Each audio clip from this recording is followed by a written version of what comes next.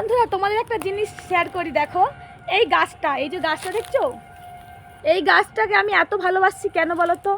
কারণ এর ডালপালা নেই, দেখবে ডালপালা ছিল কেটে দিয়েছি, এর খুব কষ্ট হয়েছে গো।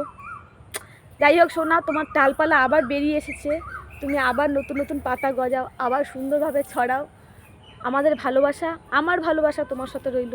যাই হোক, গাছপালা তো বুঝতে পারে না, ওরা তো উদ্ভিদ, বাট মানুষের মনের ভাষা বুঝতে পারে। কিন্তু কী কারণে কেটেছে আমি জানি না, কোনো কারণ ছিল হয়তো, কিন্তু গাছটাকে দেখো পুরো কেটে দিয়েছে, দেখো ন্যাড়া। তাই বন্ধুরা, গাছটার পাতা বেরিয়ে এসেছে, তবে তোমাদের কেমন লাগছে? এই গাছটার সাথে আমার ফিলিংস খুব ভালো জড়িয়েছে। মানুষকে মানুষ ভালোবাসে, কিন্তু এরা তো বলতে পারে না, বাট এরা মানুষের ভাষা অনেক বুঝতে পারে, জানো।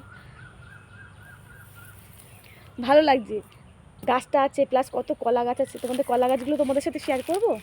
কলা গাছগুলো দেখবে খুব ভালো লাগছে। দেখো তুমি এখানকার লোকেশানগুলো দেখো, তোমরা কত সুন্দর লোকেশান। আমি এখানে ভিডিও বানাতে এসেছি, বাট এখানে দাদাভাইরা থাকে না, এখানে আমাদের বলেছে, পারমিশন দিচ্ছে যে তোমরা ভিডিও বানাও, বাট ভিডিও বানাচ্ছি, খুব ভালো লাগছে জানো তো।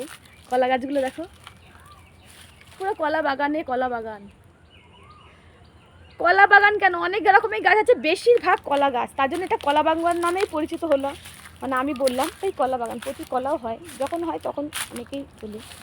বাট আমার ভিডিওটা তোমাদের কেমন লাগলো অবশ্যই লাইক করে দিও আমার ভিডিওটা দেখে, আর আমার চ্যানেলটাকে অবশ্যই তোমরা সাবস্ক্রাইব করো। তবে তোমরা খুব ভালো থাকো, টাটা, বাই বাই।